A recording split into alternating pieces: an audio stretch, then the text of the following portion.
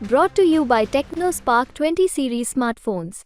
कांग्रेस ने मंदसौर लोकसभा क्षेत्र से दिलीप सिंह गुर्जर को कैंडिडेट बनाया है। आज वो मंदसौर पहुंचे हैं, कार्यकर्ताओं से मिले हैं। हम हमारे साथ वो हैं, उनसे जानेंगे कि उनकी रणनीति क्या रहेगी इस चुनाव में माहौल में। दिलीप जी, आपका स्वागत है। दिलीप जी, ये बताएं कि आपको कहा जाता है कांग्रेस में कि बाजी पलटने वाला नेता, मंदसौर लोकसभा में क्या इसी उद्देश्य से भेजा है आपको? निश्चित रूप से कांग्रेस पार्टी ने सभी नेताओं की सहमति से ही मुझे क्षेत्र में अब चुनाव लड़ने के लिए पहुंचाया है। निश्चित रूप से मैं कांग्रेस की जो विश्वास व्यक्त करा उस पर खरा उतरने का मेरा पूरा प्रयास है। यहाँ का कांग्रेस का हर कार्यकर्ता पूरी ताकत के साथ चुनाव मैदान में डट चुका है और निश्चित रूप से यहाँ का परिणाम चेंज करने की क्षमता कांग्रेस कार्यकर्ताओं में है और निश्चित रूप से परिणाम चेंज होगा। आपकी चुनाव लड़ने की रणनीति क्या रहेगी? किस तरह से आप प्रचार में उतरेंगे?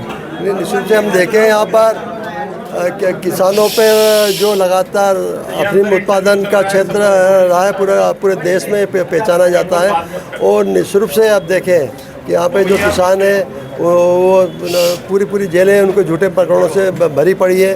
तो निश्चित रूप से उन सबको मुक्ति दिलाएंगे। CPSD पद्धति जो लागू करी है तो निश्चित रूप से उसको हम ख़त्म करेंगे। मेरे सका बनते से ही 10 आरे के पट्टे हर किसान परिवार को हम देने का हमारा वादा है और हम चाहते हैं कि डोडा चूरा नोटिक इसमें है उसको हम चेंज कराने का प्रयास करेंगे। पिछली बार कांग्रेस के कैंडिडेट जो थे वो करीब 4.25 लाख वोटों से आ रहे थे। एक बड़ा गड्ढा है, इसको कैसे पाटेंगे आप? किस तरह से पाटेंगे? निश्चित रूप से उस समय की परिस्थितियाँ अलग थी, आज की परिस्थितियाँ अलग है। भारतीय जनता पार्टी ने झूठे वादे करके जनता को गुमराह करा था। इन 10 सालों में भारतीय जनता पार्टी की कितनी करनी उजागर हो चुकी है। वो हमेशा किसान हित की बात करते हैं, परंतु आज पूरे देश का किसान आंदोलन सड़कों पर बैठा हुआ है, परंतु उनके हितों में कहीं रक्षा नहीं हो रही है। तो निश्चित रूप से किसान ही इस क्षेत्र में बदलाव के बयार लाएगा।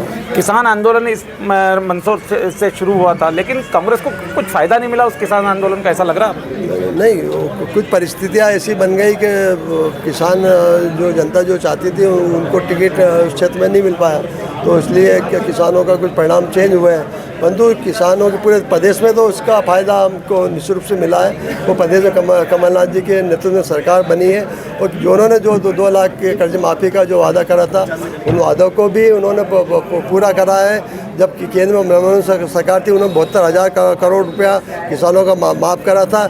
और आप देखें किसान हित की भारतीय जनता पार्टी सरकार बात करती है, परंतु किसानों के उनके जो उत्पाद आपकी खाद है, बीज है, उनमें GST 28 से 30% तक लागू करी है। जो खाद्यान्न होता है उस पर भी, जो खाने की वस्तु है उस पर भी उन्होंने GST लागू करके खाद्यान्न को महंगा करा है और उद्योगपतियों के कर्जों को माफ़ करा है। हमेशा देखने में आया कि मंदसौर संसदीय क्षेत्र से कांग्रेस स्थानीय उम्मीदवार को नहीं उतारते हुए बाहर के उम्मीदवारों को ज़्यादा उतारती है। मीनाक्षी नटराजन को 3 बार उतार दिया, फिर अब आपको उतार दिया। क्या वजह है? स्थानीय कांग्रेस में ऐसा कोई नेता नहीं है? आप देखें तो मैं तो आरोप प्रत्यारोप की राजनीति नहीं करता, परंतु आप लोग देखें भारतीय जनता पार्टी तो हमसे ज़्यादा प्रत्याशियों को उधर से उधर करती है और मेरा क्षेत्र और लोकसभा से लगा हुआ क्षेत्र है, कोई अलग क्षेत्र नहीं है।